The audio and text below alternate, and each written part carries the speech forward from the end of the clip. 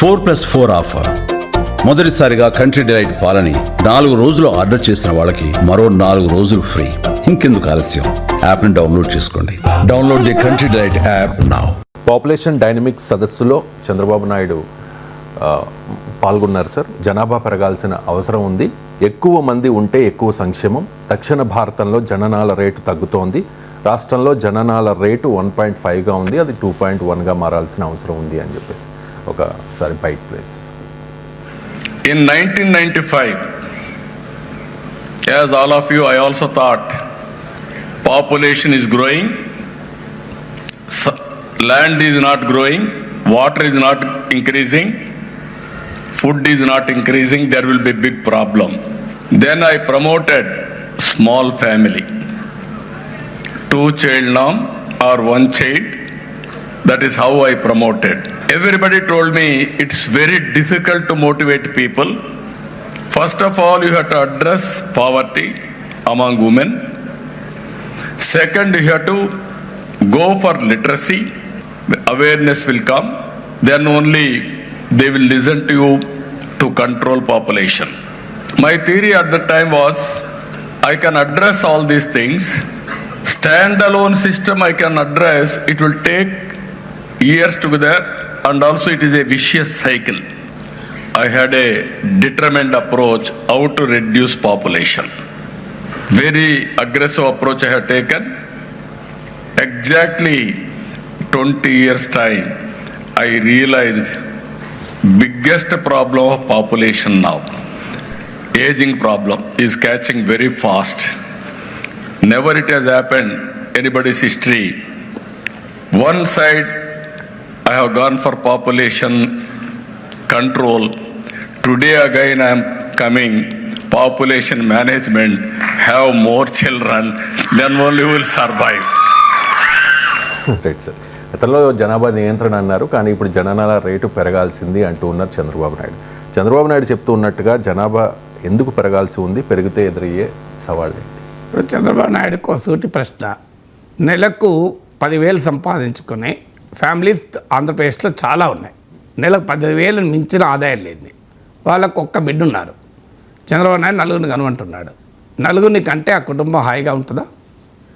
ఆ నలుగురికి చదువు చెప్పించగలుగుతారా? ఆ నలుగురికి పౌష్టికాహారం పెట్టగలుగుతారా? ఆ నలుగురికి ఉద్యోగం ఇప్పించగలుగుతారా? ఆ నలుగురికి ఆరోగ్యాన్ని ఇవ్వగలరా? ఎంతమంది ఉంటే అంతమందికి సింపుల్. ఎంతమంది ఉంటే అంతమందికి కాదు. డబ్బున్న వాడుకుంటే ఏం ప్రాబ్లం లేదు. డబ్బున్న నాకు 2 పిల్లలు, నాకు ఇంకో 2 ఉన్నా నేను పోషించగలుగుతాను.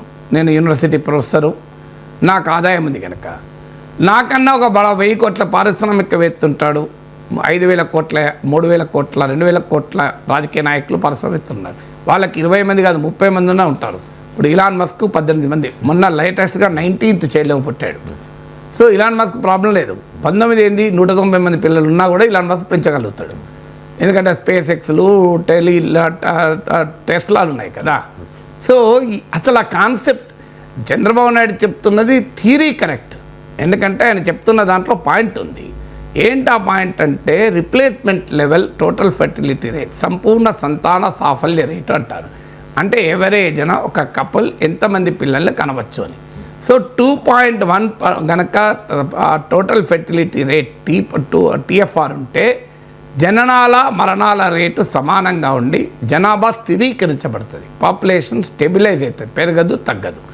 సో ఇప్పుడు ఆంధ్రప్రదేశే కాదు, తెలంగాణ, కేరళ, తమిళనాడు అన్నిట్లో కూడా ప్రాబ్లం ఏంటి అంటే TFR అనేది ఆ రిప్లేస్మెంట్ లెవెల్ కన్నా కిందికి పడిపోయింది. 1.5 to 1.8 మధ్యలో ఉంది.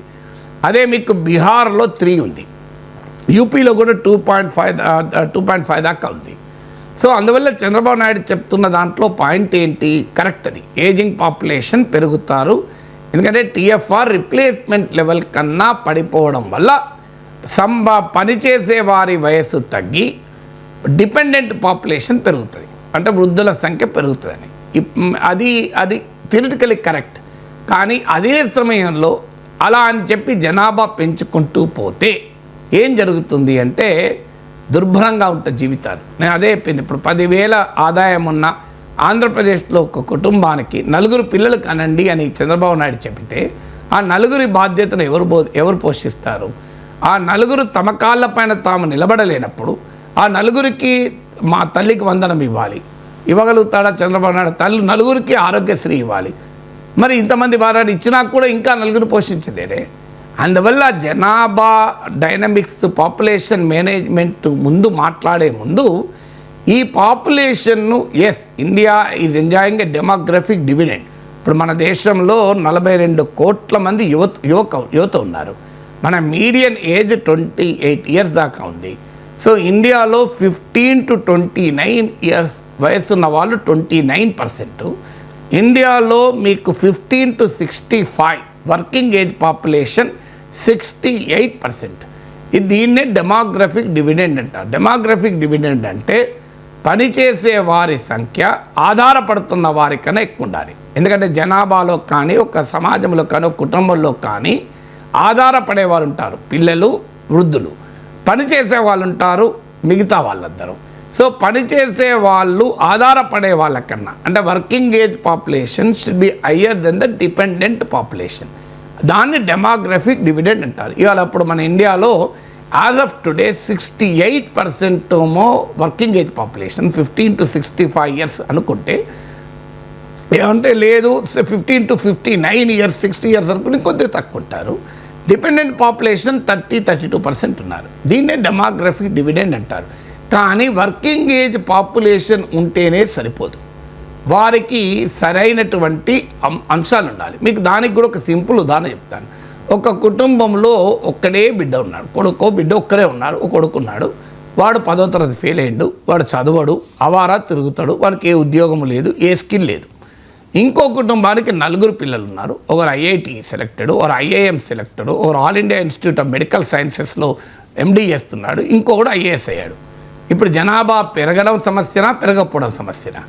ఒక్క బిడ్డ ఉన్నవాడు కూడా ఇబ్బంది పడుతున్నాడు, 4 బిడ్డలు ఉన్నవాళ్ళు కూడా ఆనందంగా ఉన్నారు. ఎందుకంటే 4 పిల్లల్లో IIT, IIM, IAS, all India institute medical sciences.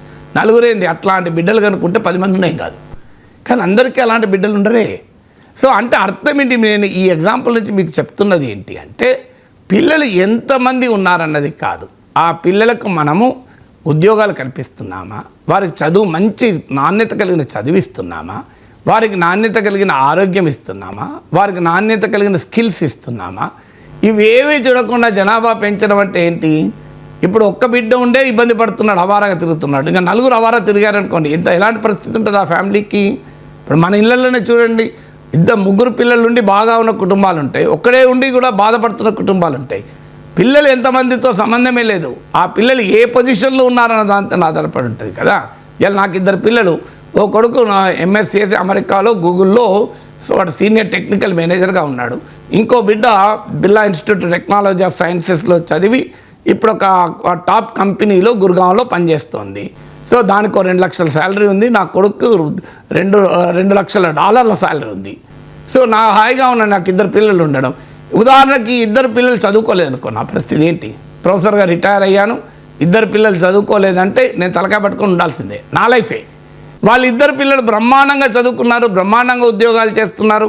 నాకు వచ్చిన కోడలు కూడా ఎంటెక్ చేశారు, బిట్స్ పిలాని నుంచి, మీకు గీతం నుంచి బీటెక్ చేశారు, ఆమె టాప్ గోల్డ్ మెడలిస్టు. సో నాకెంత హాయిగా ఉంది నా జీవితం, కొడుకు, కోడలు, బిడ్డ. సో ఇలాగ ఇంకా రేపు వచ్చే అల్లుడు కూడా బాగా చదువుకున్న వాడే వస్తాడు. సో నా ఫ్యామిలీ బ్రహ్మాండంగా ఉంది, వీళ్ళు ఎవరు చదువుకోలేదు, నా పరిస్థితి ఏంటి? అందువల్ల ఆ బేసిక్ పాయింట్ ఎందుకు నేను ఉదాహరణగా చెప్తున్నానంటే, ఫండమెంటల్ ప్రిన్సిపల్ ఎక్కడ, మన పిల్లలు ఎంతమంది ఉన్నారని కాదు, పిల్లలు ఏ కండిషన్లో ఉన్నారన్నది పాయింట్. అది మర్చిపోయి పిల్లలు కానండి అని ముఖ్యమంత్రి చెప్తే, పేదవాళ్ళు 4 పిల్లలు కంటే వాళ్ళ పరిస్థితి ఏంటండి? వాళ్ళ ఎకానమీని ఎవరు చూడాలి? అందుకే మీరు ముందు కల్పించండి ఎడ్యుకేషన్, స్కిల్స్ కల్పించామా? మన దేశంలో నీకు coating periodic labour force survey PLFS ప్రకారము, ఇది భారత ప్రభుత్వ సర్వే, ఇండియాలో ఫార్మల్ స్కిల్లింగ్ అంటే ఒక ఇన్స్టిట్యూషన్లో వెళ్ళి నైపుణ్యం నేర్చుకున్న వాళ్ళు హార్డ్లీ 4%. ఇదే మీకు అమెరికాలో 52%, ఇదే చైనాలో 80%, సౌత్ కొరియాలో 96%. అందుకే సౌత్ కొరియాలో ఒక శాంసంగ్ సృష్టించబడ్డది, చైనాలో ఒక డీప్సీక్ వచ్చింది, అమెరికాలో ఒక గూగుళ్ళు, మైక్రోసాఫ్ట్లు, మెటాలు వచ్చాయి, యాపిల్ వచ్చాయి. సో మొదలు మనం స్కిల్ నేర్పాలి. మన మన మన బిడ్డలకు మన నైపుణ్యాన్ని ఇవ్వగలుగుతున్నాం. ఇవాళ స్వాతంత్రోద్యమ కాలంలో డిమాండ్ 6% ఆఫ్ జీడిపి ఎడ్యుకేషన్ పైన ఖర్చు పెట్టాలని కొఠారి కమిషన్ 70 ఏళ్ల కింద చెప్పింది. ఇవాళకి ఇండియాలో ఎడ్యుకేషన్ పైన ఖర్చు పెడుతున్నది 2.9%. అందులో యాన్యువల్ స్టేటస్ ఆఫ్ ఎడ్యుకేషన్ అసర్ నివేదిక చెప్తున్నది లెర్నింగ్ అవుట్కమ్ చాలా పూర్. 8వ తరగతి చదువుతున్న 7వ తరగతి చదువుతున్న బిడ్డ 3వ తరగతి బిడ్డ చదివే రీడింగ్ రైటింగ్ అండ్ అరిథమెటిక్ రాదు. ఇది పరిస్థితి మన దేశంలో. సో మరి ఈ ఎడ్యుకేషన్ స్టాండర్డ్స్ పెంచకపోతే మన పిల్లలకంటే ఉపయోగమా? హెల్త్ ఇవాళ WHO world health organization standards ప్రకారము ప్రతి 1000 మంది జనాభాకు 3.5 బెడ్స్ ఉండాలి. ఇండియాలో ఎంత ఉన్నది? 1.4 బెడ్స్ ఉన్నాయి. అదే ప్రభుత్వంలోనైతే 0.79 ఉంది. 1.4 బెడ్స్ పర్ 1000 పాపులేషన్ ఉంది. గవర్నమెంట్ సెక్టార్లో 0.79 ఉంది. ఫలితంగా మన దేశంలో 24 లక్షల బెడ్స్ డిమాండ్ సప్లై గ్యాప్ ఉంది.